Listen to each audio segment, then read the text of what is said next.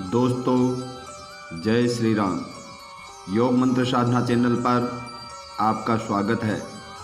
आज इस वीडियो में हम जानेंगे अचला सप्तमी व्रत कथा एवं पूजा विधि। माघ के महीने का विशेष महत्व होता है। इस महीने में कई शुभ तिथियां आती है जो पूजा पाठ और दान पुण्य की दृष्टि से विशेष महत्व रखती है। इसी क्रम में सबसे पहले बसंत पंचमी होती है और उसके बाद अचला सप्तमी तिथि को धार्मिक दृष्टि से बेहद खास माना जाता है। अचला सप्तमी को रथ सप्तमी, माघ सप्तमी के नामों से भी कुछ स्थानों में जाना जाता है। आइए आपको बताते हैं अचला सप्तमी महत्व। अचला सप्तमी एक धार्मिक त्यौहार है और पूरे हर्षोल्लास के साथ मनाया जाता है। इस दिन से भगवान सूर्य ने पूरी दुनिया का ज्ञानवर्धन करना शुरू किया था। इस दिन भगवान सूर्य देव ने पूरे ब्रह्मांड को अपने दिव्य ज्योति से प्रकाशित किया था और इस दिन को भगवान सूर्य देव के जन्मदिन के रूप में मनाया जाता है। इसलिए इस दिन सूर्य देव की आराधना करना बहुत शुभ माना जाता है। अचला सप्तमी को रथ, आरोग्य सप्तमी, भानु सप्तमी, अर्क सप्तमी, सूर्य रथ सप्तमी, संतान सप्तमी और माघी सप्तमी आदि नाम से जाना जाता है। यह सप्तमी साल की सप्तमी में सर्वश्रेष्ठ मानी गई है। पुराणों में सप्तमी तिथि का संबंध सूर्य देव से है। इस दिन पवित्र नदियों में स्नान करके वस्त्र आदि दान करने से 7 जन्मों के पाप से मुक्त हो जाते हैं। पंचांग के अनुसार माघ मास के शुक्ल पक्ष की सप्तमी को यह खास त्योहार मनाया जाता है। व्रत विधि और फल। अचला सप्तमी के दिन पूर्व दिशा की ओर मुख करके सूर्योदय की लालिमा के वक्त ही स्नान करना चाहिए। इससे विशेष लाभ मिलता है।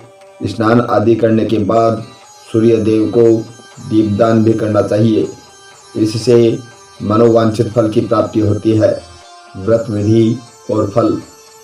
अचला सप्तमी के दिन पूर्व दिशा की ओर मुख करके सूर्योदय की लालिमा के वक्त ही स्नान करना चाहिए। इससे विशेष लाभ मिलता है। स्नान आदि करने के बाद सूर्य देव को दीपदान भी करना चाहिए। इससे मनोवांछित फल की प्राप्ति होती है। साथ ही व्रत रखने से सौभाग्य, रूपवान, संतान सुख आदि की प्राप्ति होती है। इस दिन जो भी व्यक्ति सूर्य देव की पूजा आराधना करने के बाद पूरे दिन बिना नमक खाए फलाहार करता है, उसे पूरे साल सूर्य देव की पूजा करने का पुण्य एक ही बार में प्राप्त हो जाता है। साथ ही कुंडली में सूर्य की स्थिति मजबूत होती है, जिससे वह शुभ फल देता है। नवग्रहों के राजा सूर्य की स्थिति मजबूत होने से सरकारी क्षेत्र, अधिकारी वर्ग, मान प्रतिष्ठा, सामाजिक संपन्नता आदि इन चीज़ों पर सूर्य का शुभ फल प्राप्त होता है। साथ ही यह आपकी सेहत को भी प्रभावित करता है। नमक न खाने से मिलता है लाभ। शास्त्रों में माघ मास के हर दिन को पवित्र बताया गया है, लेकिन इनमें सप्तमी, पूर्णिमा, अमावस्या का विशेष स्थान है।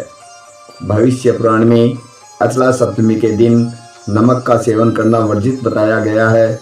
अगर बिना नमक के व्रत किया जाए तो यह व्रत कई गुना लाभकारी होता है। पुराणों में अचला सप्तमी के बारे में कहा गया है कि यह व्रत सौभाग्य की वृद्धि करता है और हर क्षेत्र में सफलता दिलाता है। इस व्रत के करने से सूर्य का शुभ फल मिलता है। अचला सप्तमी के दिन पवित्र नदियों में स्नान करने के बाद सूर्य का दीपदान करना उत्तम माना गया है। अचला सप्तमी के दिन सूर्य पूजा करने से अतीत और वर्तमान के पापों से छुटकारा मिलता है और मोक्ष की प्राप्ति होती है। इसके साथ ही अच्छा स्वास्थ्य प्रदान करता है। इस दिन सूर्य देव की उपासना करके व्रत को करने से आपको सभी रोग और कष्ट से मुक्ति मिलती है। सूर्य देव की उपासना से सभी भक्तों को आरोग्यता प्राप्त होती है। अचला सप्तमी के दिन सभी लोगों को स्नान करके चावल, तिल, ब्रुआ, चंदन और फल आदि से भगवान सूर्य की पूजा करनी चाहिए। आज के दिन सूर्य देव को अर्घ देना भी बहुत ही फलदायी माना जाता है। अगर आपको सूर्य देव को नित्य अर्घ देना प्रारंभ करना है तो अचला सप्तमी से ऐसा शुरू करने से अधिक पुण्यदायक होता है। अचला सप्तमी व्रत कथा। गणिका नाम की महिला ने अपने पूरे जीवन में कभी कोई दान पुण्य का कार्य नहीं किया था। जब उस महिला का अंतकाल आया तो वह वशिष्ठ मुनि के पास गई। महिला ने मुनि से कहा कि मैंने कभी भी कोई दान पुण्य नहीं किया है, फिर मुझे मुक्ति कैसे मिलेगी? मुनि ने कहा कि माघ मास की शुक्ल पक्ष की सप्तमी को अचला सप्तमी कहते हैं।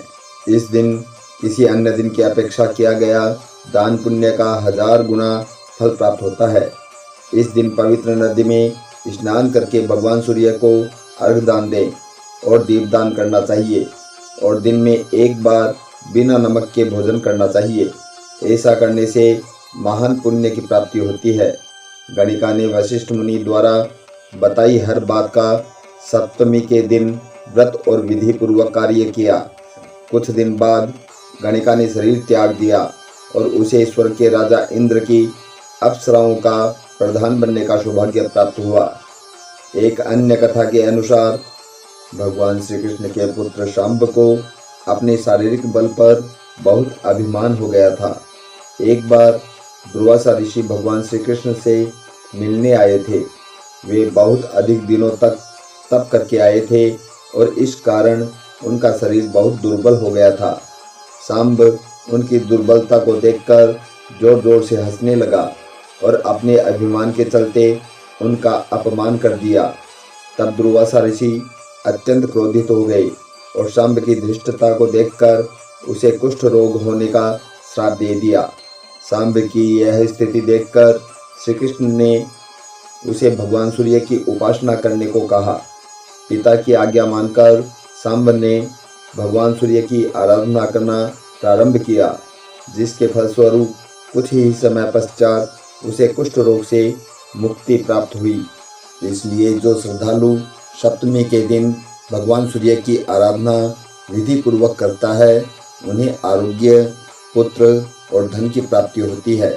शास्त्रों में सूर्य को आरोग्यदायक कहा गया है तथा सूर्य की उपासना से रोग मुक्ति का मार्ग बताया गया है। इस व्रत को करने से शरीर की कमजोरी, हड्डियों की कमजोरी, जोड़ों का दर्द आदि रोगों से मुक्ति मिलती है। इतना ही नहीं, भगवान सूर्य की ओर अपना मुख कर सूर्य स्तुति करने से चर्म रोग जैसे गंभीर रोग भी नष्ट हो जाते हैं।